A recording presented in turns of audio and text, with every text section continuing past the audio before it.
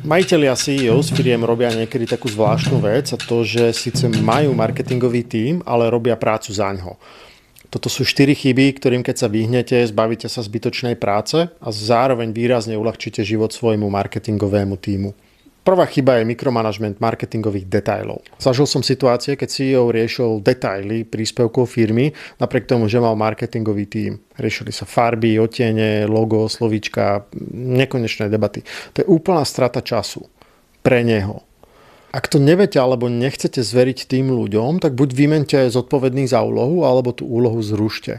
CEO skutočne nemá a nemôže riešiť takéto detaily marketingu. Z mnohých dôvodov. Má byť pri nastavovaní pravidel, možno procesu, ale to je celé. Samozrejme niečo iné je, keď sa cieľene porozpráva s tímom o konkrétnej zmene alebo požiadavke, napríklad, že potrebujem, aby sa v obsahu objavila táto téma, aby mal obsah nejakú formu, aby komunikácia niekam smerovala a tak ďalej. To je krátka, jasná úloha, nie je mikromanagement, čiže to je samozrejme v poriadku. Druhá chyba je ešte častejšia, mylenie si aktivity s výsledkami. Bez stanovených marketingových cieľov a cesty k ním sa častokrát vo firmách začne skákať medzi úlohami. To sú tie rozhodnutia typu, že videl som konkurenciu aktívnu na LinkedIne, tak poďme robiť niečo tam a zároveň sa spýtam, že ako idú prípravy na veľtrh, máme dosť letákov natlačených, nekúpime billboard tam pri ceste, ja som tam videl nášho klienta minule parkovať a tak ďalej a tak ďalej. Bez stratégie, bez cieľov a definovanej cesty k ním je to len hopsanie. Síce veľmi časovo náročné hopsanie, také efektné, takýto typ marketingu zamestná kľudne aj celé oddelenie a vyzerá to, že marketing fičíme, lenže aktivita sama o sebe nie je výsledok. Ak máte ľudí, buď im verte, že doručia cieľ, alebo to nechajte tak. Určite ich ale nenúte hopsať z jednej veci do druhej, to je veľmi deštruktívne. Tretia chyba sa tiež podobá na predošlú a ide o neustále menenie smeru. Teda nie len jednotlivé úlohy marketingu, ale celkový marketingový profil firmy. Znovu tam platí, že ak nemáme zadefinované ciele a cestu k ním, nemáme podľa čoho vyhodnocovať. Takže nevieme, kde sme. A potom sa marketing celkovo začne riadiť pocitovo. Že stojíme za kormidlom, točíme ním hore-dole podľa aktuálnych nápadov. Lenže marketing je skôr ako taká veľká loď, že on potrebuje cieľ, nejakú mapu, nejakú jasnosť a určitú stabilitu v nich. Zmeny smerovania v marketingu častejšie ako raz za pár rokov sú automaticky podozrivé. Jasné, že firmy prehodnocujú, pridávajú, opúšťajú veci, ale určite nestriedajú veľké koncepty marketingu často.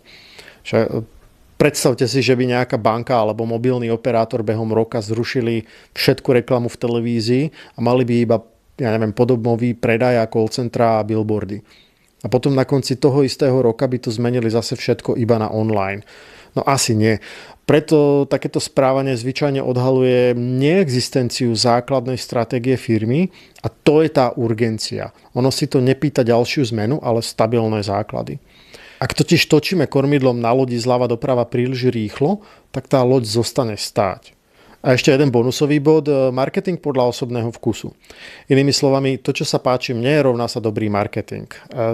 To takto nefunguje. Posledné slovo má vždy trh a publikum. Ich reakcia má byť ten etalón nášho marketingu. Preto treba mať systém, ako marketing sledovať a vyhodnocovať. Je samozrejme v poriadku sa spoľahnúť na svoj úsudok, ak ste marketer, dizajner, grafik, pracujete sám, alebo ste v úzkých a tak podobne. Hovorím vyslovene o forsírovaní svojich estetických chutí do marketingu spoločnosti z pozície šéfa alebo podobné situácie. Pre majiteľov a CEOs je opäť dôležité dôverovať práci svojich tímov alebo ľudí, ktorým zverili tieto úlohy a nevstupovať do detailov. Uvedomiť si, že ich skúsenosti s reakciami publika im umožňujú sa na veci pozrieť profesionálne, viac s odstupom. Mne sa to nepáči, ale naučil som sa, že ľuďom áno a že to funguje. To odosobnenie, môj vkus versus potreba publika alebo trhu je práve ten širší kontext, ktorý v marketingu hľadáme. A to nás aj marketing učí každý deň. A to je jedna z krásnych vecí na tej práci. Tak, nech sa vám darí.